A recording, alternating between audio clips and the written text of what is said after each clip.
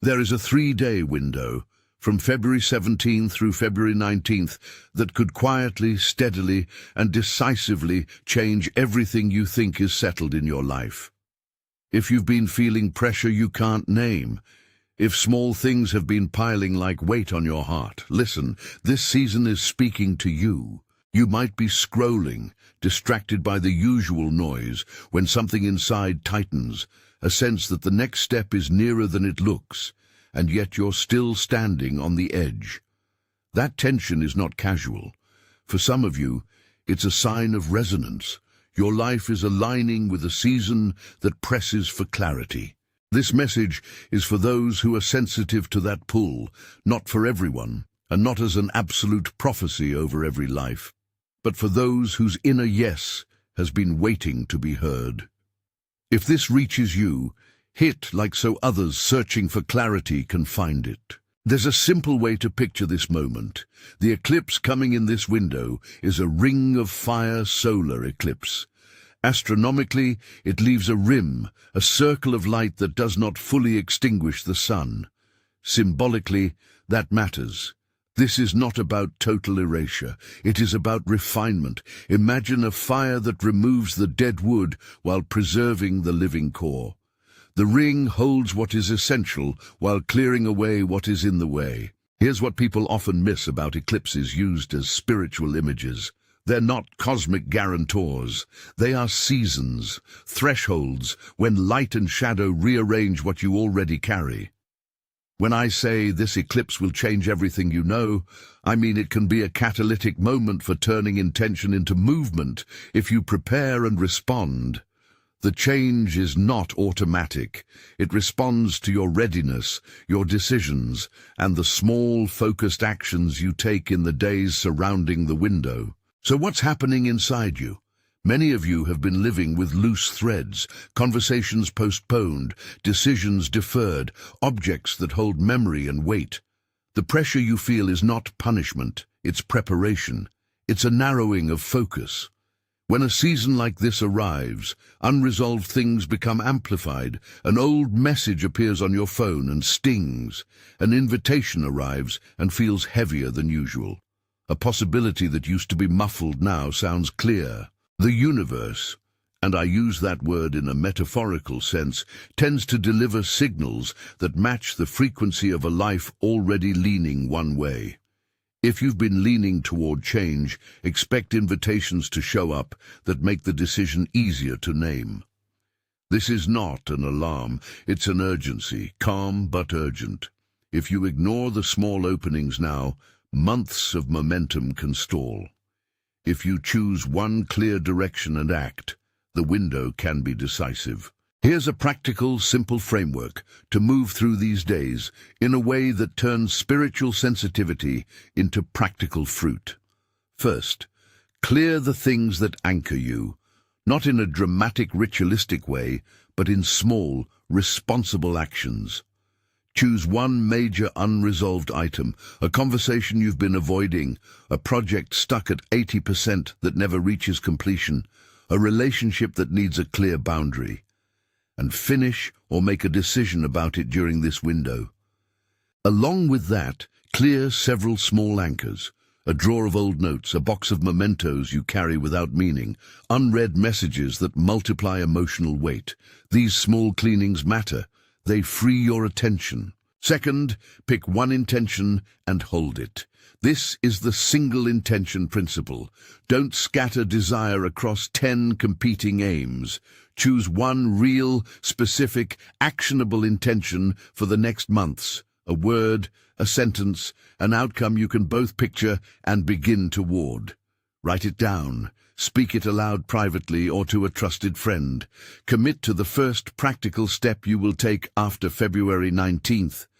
Intentionality is not magical.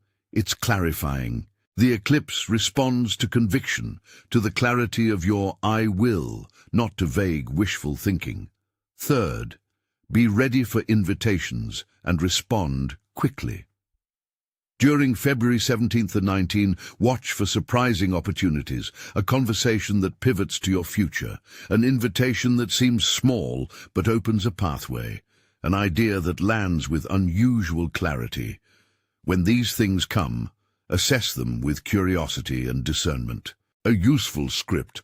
Pause, say, "I'm interested. Can we talk more about this after I check a few things?" Or, "That sounds hopeful. Give me 48 hours to consider it."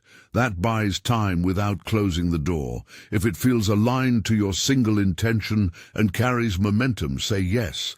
Small responsiveness can compound. Let's pause with a short practical example that will feel familiar.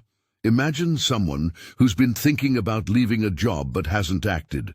They've been saving a little money, reading job descriptions at night, and telling themselves, "Someday."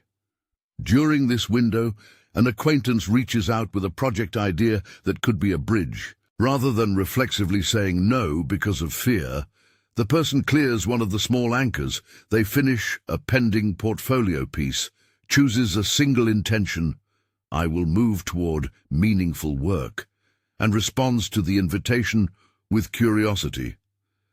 That simple chain: clear one thing, name one intention, accept the aligned invitation, begins a domino. Over the following months, what seemed stuck becomes a sequence of logical steps. That's the ignition, not instant miracles, but aligned momentum. A few mini-tests you can run in 24 hours. What can you finish in under a day that would free mental space? What message do you need to send that would move a stalled conversation forward? What small physical space can you clear that would make your environment speak trust to your intentions? These are not dramatic acts. They are signal clarifiers. They tell your life and those around you that you're moving. Here's how to recognize the signs you should pay attention to between February 17 and 19 and in the brief days that follow. These are invitations disguised as ordinary moments. Sudden invitations. A coffee, a short meeting, a pivot in a conversation that leads to a next step. They often appear without fanfare. Treat them as probes. They test your readiness. Unexpected conversations. Someone brings up a possibility you've been thinking about but never spoke of. An old contact asks about your availability. These are not coincidences. They are frequency-matched openings.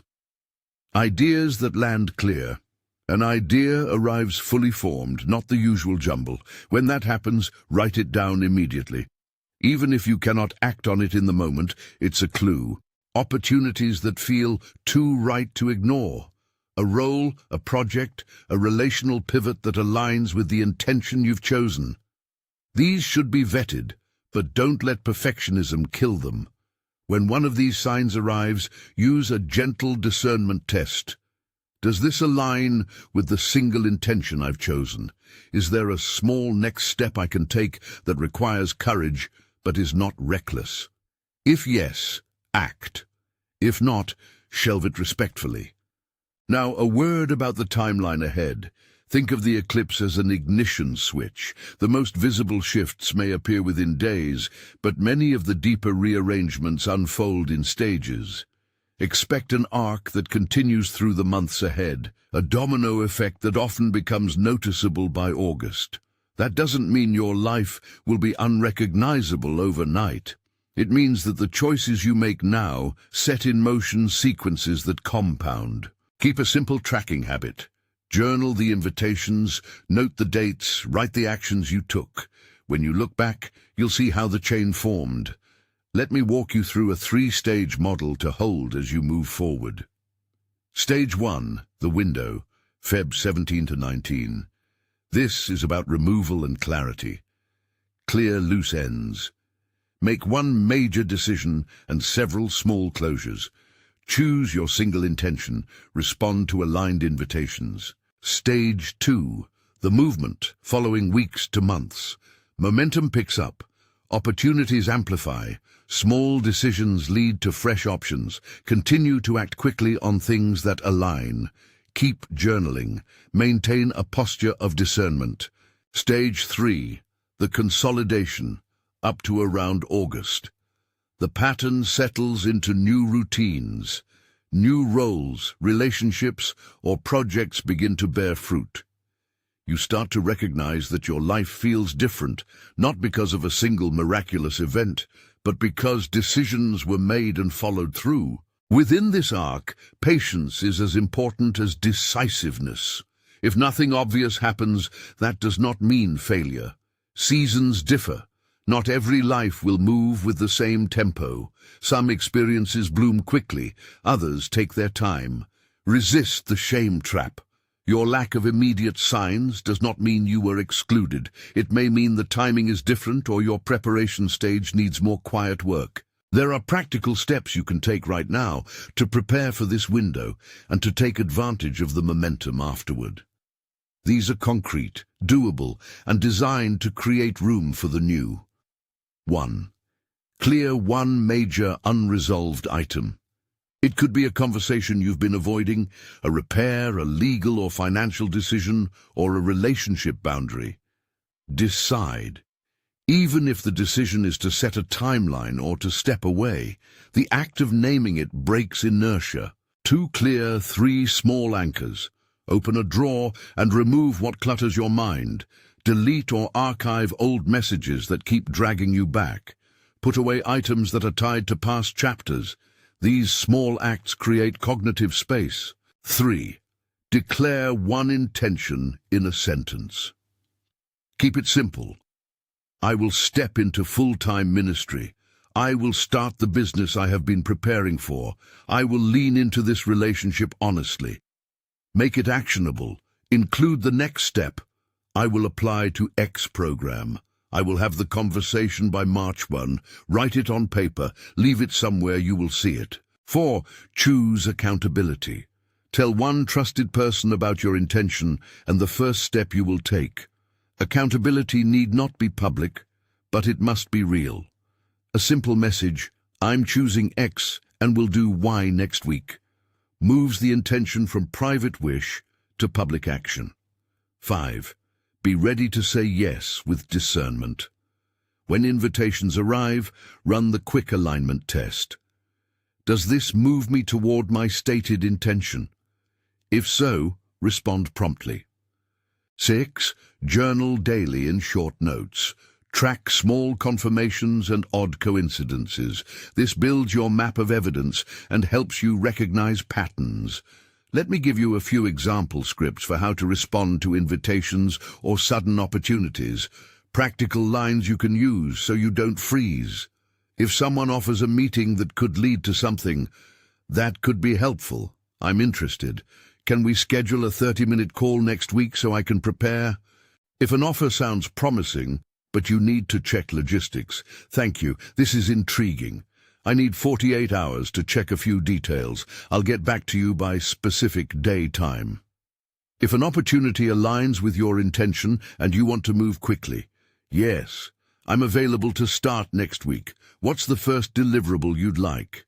These scripts aren't magical. They simply turn possibility into momentum. Now a cautionary note. Do not confuse sensitivity with certainty. Just because you sense pressure does not mean every impulse is a sign. Fear and excitement can masquerade as calling. Use discernment. Pray. Consult trusted advisors. Test the fruit. The point is not to leap blindly, but to move with courageous wisdom. Also, do not fall into an all-or-nothing mindset.